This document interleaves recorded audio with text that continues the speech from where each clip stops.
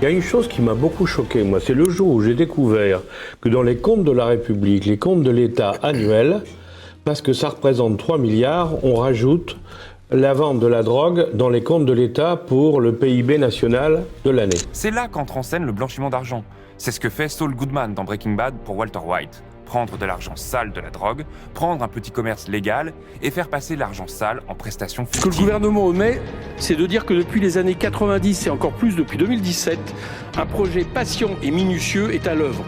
Baisser les recettes de la sécurité sociale. Il y a un an, je disais à cette tribune que si la population comprenait parfaitement notre système budgétaire, il y aurait une révolution demain matin. Y a-t-il encore un macroniste qui ne soit pas lobbyiste du beurre dans ce pays ?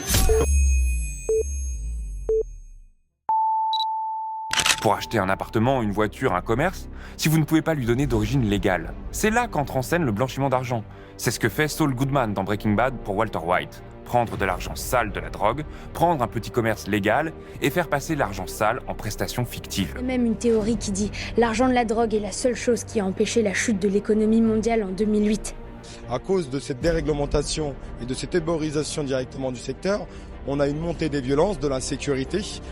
Juste pour vous donner un ordre d'idée, on a 35 000 chauffeurs VTC qui sont enregistrés au registre des VTC, il y en a 200 000 en circulation. Donc il y en a 165 000 qui roulent en totale illégalité avec des fausses cartes, sans assurance à titre onéreux de personne, beaucoup avec des casiers judiciaires, parce que le fait qu'un secteur soit déréglé, on ne peut plus surveiller si la personne est une personne intègre, par exemple, si elle a un B2, si le TAJ ou le FAJ est complètement vierge. Donc ça crée de l'insécurité. Que me reprochez-vous? Qu'avez-vous l'air de me dire? Il y a un an, je disais à cette tribune que si la population comprenait parfaitement notre système budgétaire, il y aurait une révolution demain matin. Il y a une chose qui m'a beaucoup choqué, moi, c'est le jour où j'ai découvert que dans les comptes de la République, les comptes de l'État annuels, parce que ça représente 3 milliards, on rajoute la vente de la drogue dans les comptes de l'État pour le PIB national de l'année. Le gouvernement veut faire 150 millions d'euros d'économies sur le dos des malades en cassant notre convention taxi avec la sécurité sociale. Il y a une alternative. On vous parle d'un déficit de 15,3 milliards d'euros de la Sécu en 2024. Le bon chiffre est le suivant. Presque 4 milliards d'euros pour 2024, mais 4 milliards d'excédents et pas de déficit.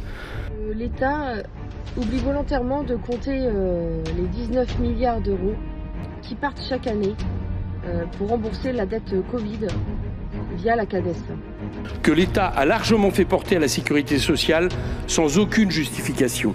Ce que le gouvernement omet, c'est de dire que depuis les années 90 et encore plus depuis 2017, un projet patient et minutieux est à l'œuvre.